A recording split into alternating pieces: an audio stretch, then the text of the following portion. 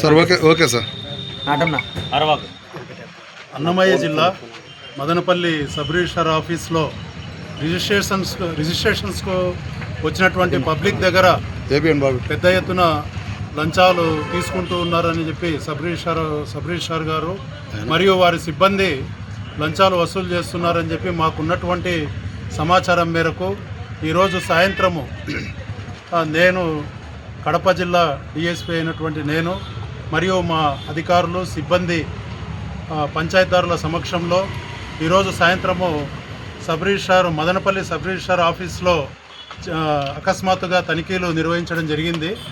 ఈ తనిఖీల్లో భాగంగా ఎస్ఆర్ఓ గారి దగ్గర వాళ్ళ స్టాఫ్ రూమ్లోను రికార్డ్ రూమ్లోను మొత్తంగా కలిపి అకౌంట్ ఫార్ కానటువంటి అమౌంట్ 1,25,000 పైన ఇప్పటి వరకు కూడా మాకు లభించడం జరిగింది.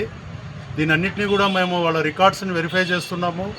ఈరోజు జరిగినటువంటి డాక్యుమెంట్స్ వివరాలన్నింటినీ కూడా తీసుకొని పరిశీలిస్తున్నాము. వాళ్ళు ఏవైతే స్టాంప్స్ అమ్మారో ఆ స్టాంప్స్ ఈసీస్ ఈరోజు ఏవైతే ట్రాన్సాక్షన్స్ జరిగాయో వాటి వివరాలను అన్నింటినీ కూడా పరిశీలిస్తున్నాము.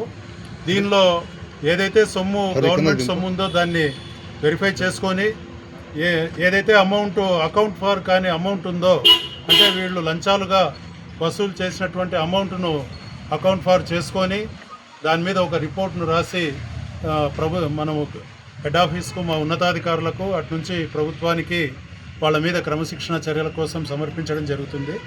తదుపరి వివరాలు తర్వాత తెలియజేస్తాం. ఇంకా వెరిఫై చేస్తున్నాము. రికార్డ్స్ అన్నీ కూడా వెరిఫై చేయాల్సి ఉంది.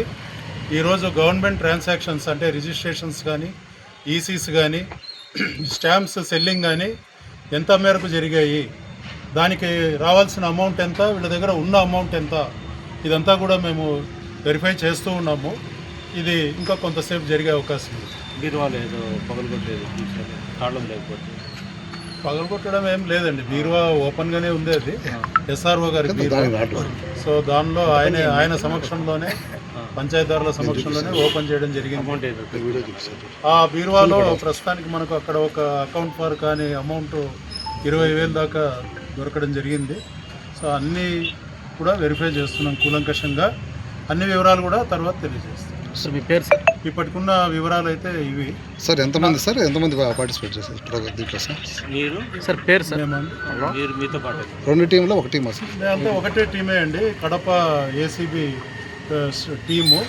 నేను డిఎస్పీ సీతారామరావు, సిఐ నాగరాజు గారు అంటే సిబ్బంది అంతా కలిపి ఒక 14 మంది దాకా మేము ఈరోజు ఈ దాడుల్లో పాల్గొనడం జరిగింది.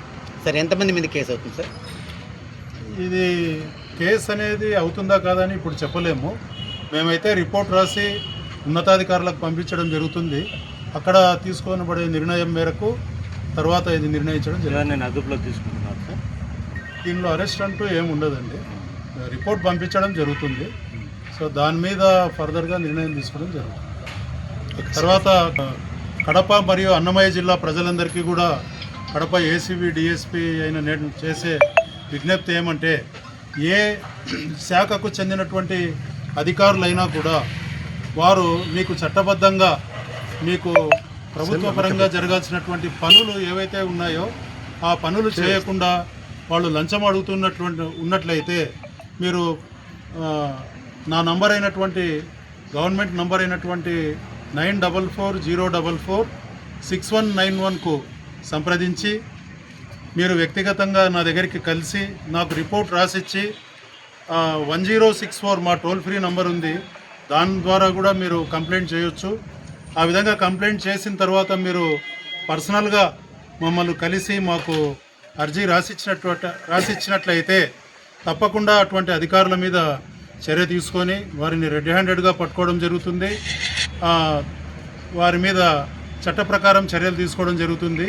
అదేవిధంగా అక్రమంగా ఎవరైనా ప్రభుత్వ ఉద్యోగులు అధికారులు ఆస్తులు సంపాదించి ఉన్నట్లయితే ఆ వివరాలను మీరు మాకు ప్రత్యక్షంగా కలిసి కానీ పోస్టు ద్వారా కానీ మీరు మాకు తెలియజేసినటువంటి అయితే మీ వివరాలన్నింటినీ కూడా మేము గోప్యంగా ఉంచి వాటి మీద మేము విచారణ జరిపి చర్య తీసుకోవడం జరుగుతుంది.